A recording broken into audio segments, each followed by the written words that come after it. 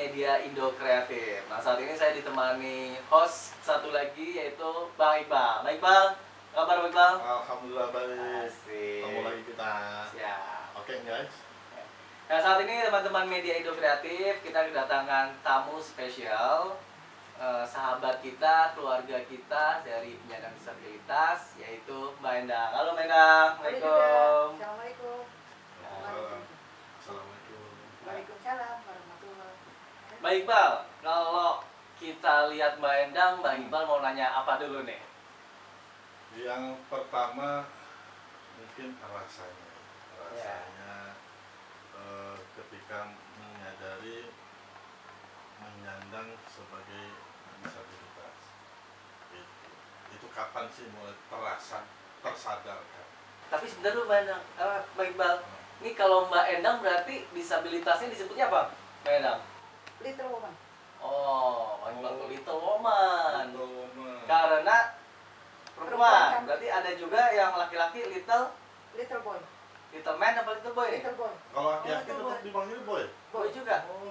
Kayak kita kan tahu ya, kayak Bang Iya. Ucok Bawa berarti Little boy. oh little boy. Berarti kita manggilnya Little little woman disebutnya. Oke, berarti nggak pakai disabilitas Anda. Ah, Kita woman. pakai little woman Little. aja. Siap. Ya, makan-makan roti Ya. dikit lah.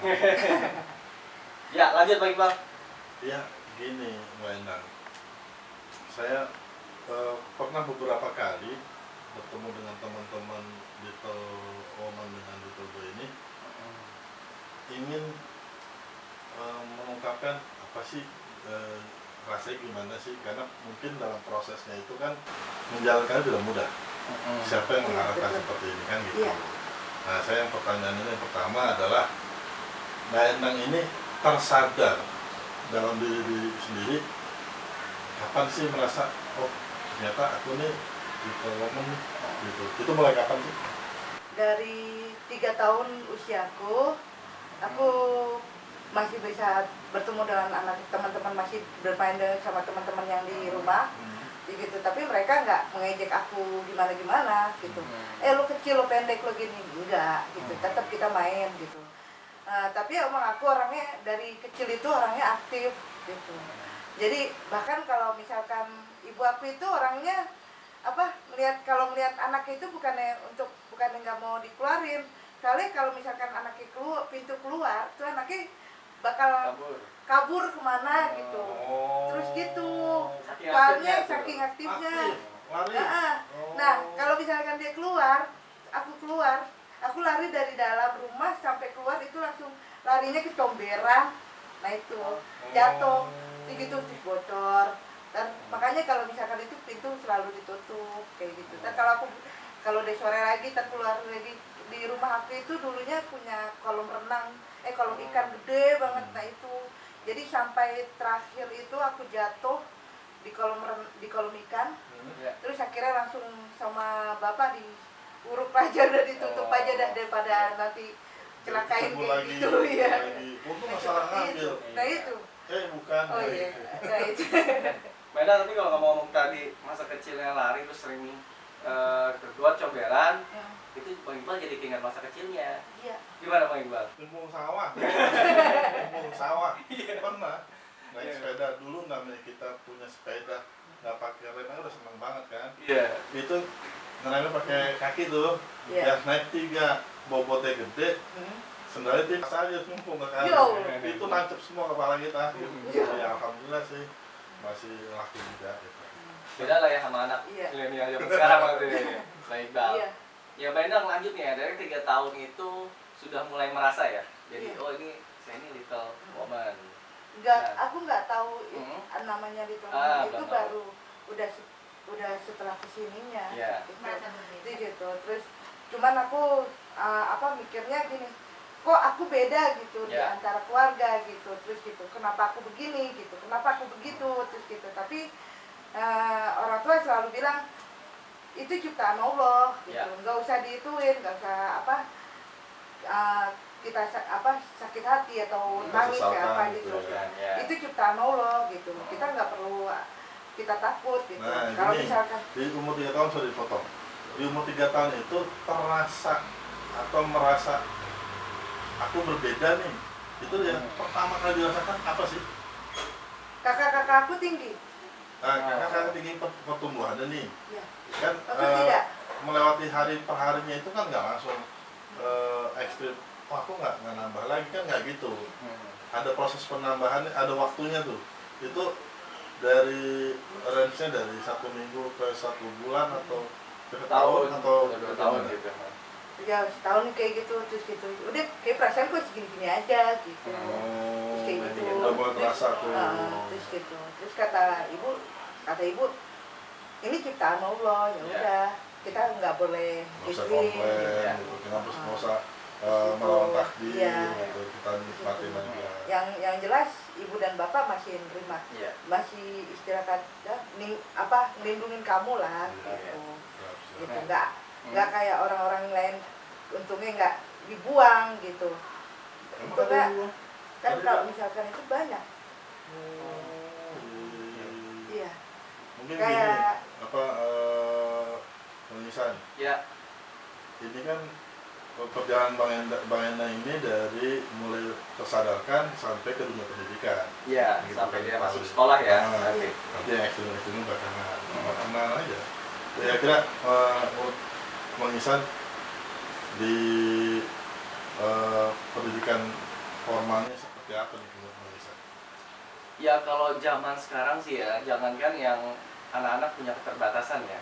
Anak-anak yang normal aja kita lihat tuh banyak yang kasus-kasus bullying ya, yang itu terjadi. Nah makanya waktu itu mungkin di zaman sekolahnya Mbak Endang belum terlalu banyak medsos dan segala macam ya.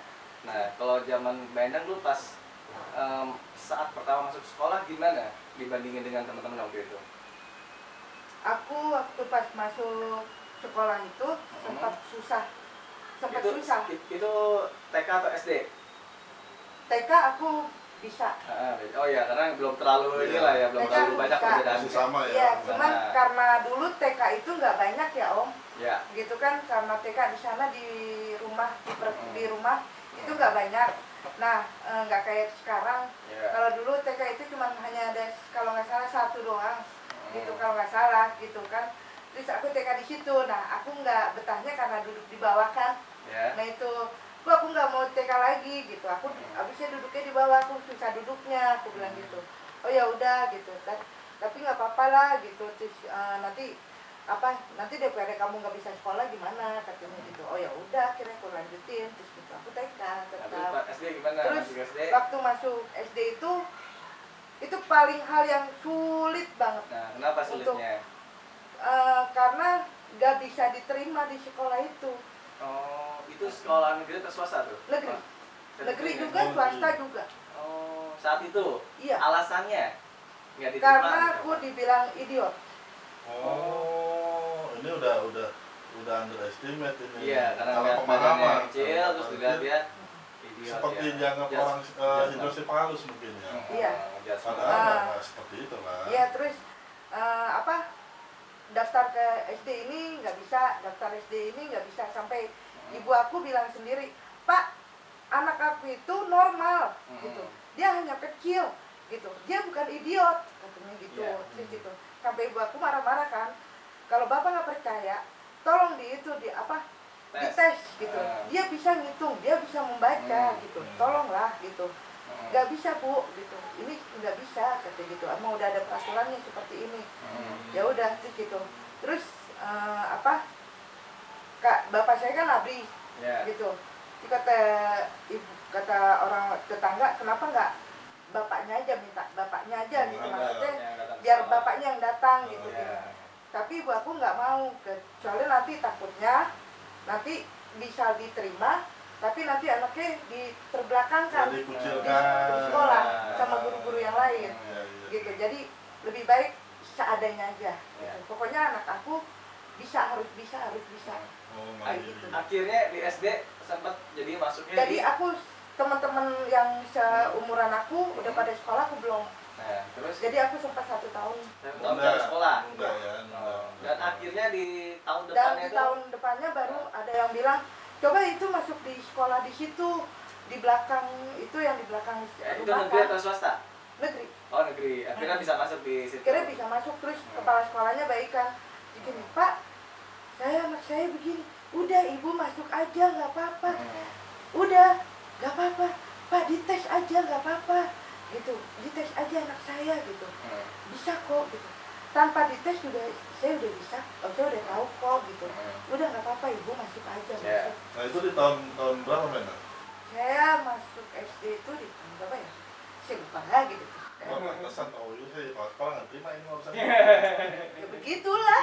lupa. Ingat, Karena- dia cuma Ya maklum kan kita kan udah tua banget ini. Iya, Bro. Bisa Ya, deh. kalau ngomong tua banget nggak enak ngomong Bang Iqbal. Iya. Ada lagi yang lebih banget. Lebih senior.